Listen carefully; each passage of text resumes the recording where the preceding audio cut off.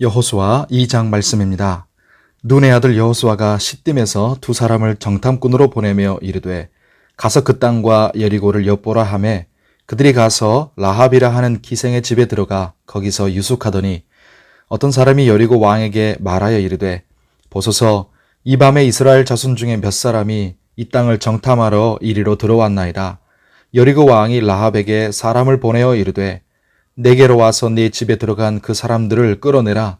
그들은 이 온 땅을 정탐하러 왔느니라. 그 여인이 그 두 사람을 이미 숨긴지라 이르되 과연 그 사람들이 내게 왔었으나 그들이 어디에서 왔는지 나는 알지 못하였고 그 사람들이 어두워 성문을 닫을 때쯤 되어 나갔으니 어디로 갔는지 내가 알지 못하나 급히 따라가라. 그리하면 그들을 따라잡으리라 하였으나 그가 이미 그들을 이끌고 지붕에 올라가서 그 지붕에 벌려놓은 3대에 숨겼더라. 그 사람들은 요단 나루터까지 그들을 쫓아갔고 그들을 뒤쫓는 자들이 나가자 곧 성문을 닫았더라. 또 그들이 눕기 전에 라합이 지붕에 올라가서 그들에게 이르러 말하되 여호와께서 이 땅을 너희에게 주신 줄을 내가 아노라.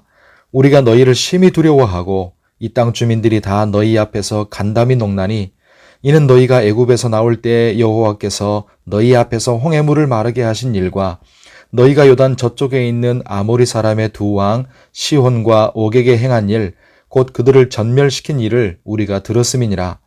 우리가 듣자 곧 마음이 녹았고 너희로 말미암아 사람이 정신을 잃었나니 너희의 하나님 여호와는 위로는 하늘에서도 아래로는 땅에서도 하나님이시니라. 그러므로 이제 청하노니 내가 너희를 선대하였은즉 너희도 내 아버지의 집을 선대하도록 여호와로 내게 맹세하고 내게 증표를 내라. 그리고 나의 부모와 나의 남녀 형제와 그들에게 속한 모든 사람을 살려주어 우리 목숨을 죽음에서 건져내라. 그 사람들이 그에게 이르되 네가 우리의 이 일을 누설하지 아니하면 우리의 목숨으로 너희를 대신할 것이요 여호와께서 우리에게 이 땅을 주실 때에는 인자하고 진실하게 너를 대우하리라. 라합이 그들을 창문에서 줄로 달아내리니 그의 집이 성벽 위에 있으므로 그가 성벽 위에 거주하였음이라. 라합이 그들에게 이르되 두렵건대 뒤쫓는 사람들이 너희와 마주칠까 하노니 너희는 산으로 가서 거기서 사흘 동안 숨어 있다가 뒤쫓는 자들이 돌아간 후에 너희의 길을 갈지니라. 그 사람들이 그에게 이르되 네가 우리에게 서약하게 한 이 맹세에 대하여 우리가 허물이 없게 하리니 우리가 이 땅에 들어올 때 우리를 달아내린 창문에 이 붉은 줄을 매고 네 부모와 형제와 네 아버지의 가족을 다 내 집에 모으라. 누구든지 내 집 문을 나가서 거리로 가면 그의 피가 그의 머리로 돌아갈 것이요 우리는 허물이 없으리라. 그러나 누구든지 너와 함께 집에 있는 자에게 손을 대면 그의 피는 우리의 머리로 돌아오려니와 네가 우리의 이 일을 누설하면 네가 우리에게 서약하게 한 맹세에 대하여 우리에게 허물이 없으리라 하니 라합이 이르되 너희의 말대로 할 것이라 하고 그들을 보내어 가게 하고 붉은 줄을 창문에 매니라. 그들이 가서 산에 이르러 뒤쫓는 자들이 돌아가기까지 사흘을 거기 머물매 뒤쫓는 자들이 그들을 길에서 두루 찾다가 찾지 못하니라. 그 두 사람이 돌이켜 산에서 내려와 강을 건너 눈의 아들 여호수아에게 나아가서 그들이 겪은 모든 일을 고하고 또 여호수아에게 이르되 진실로 여호와께서 그 온 땅을 우리 손에 주셨으므로 그 땅의 모든 주민이 우리 앞에서 간담이 녹더이다 하더라. 아멘. 기도하는 우리에게 하나님의 은혜가 함께 하시기를 바랍니다. 낯설고 아무도 아는 사람 없는 곳에서 뜻하지 않게 잘 아는 고향 사람이나 친구를 만나면 그렇게 반가울 수가 없지요. 자, 가장 하나님과 상관없는 도시 가나안 여리고에서 가장 하나님과 상관없을 것 같이 살아가던 여인 기생 라합을 통해서 뜻밖에도 가장 순전한 믿음의 고백을 듣습니다. 하나님이 얼마나 반가워하고 기뻐하셨을까요? 9절부터 11절 내용이 바로 그 고백입니다. 정리하면 나는 하나님이 이 땅을 너희에게 주신 것을 안다. 우리는 다 너희 때문에 두렵고 간담이 녹는다.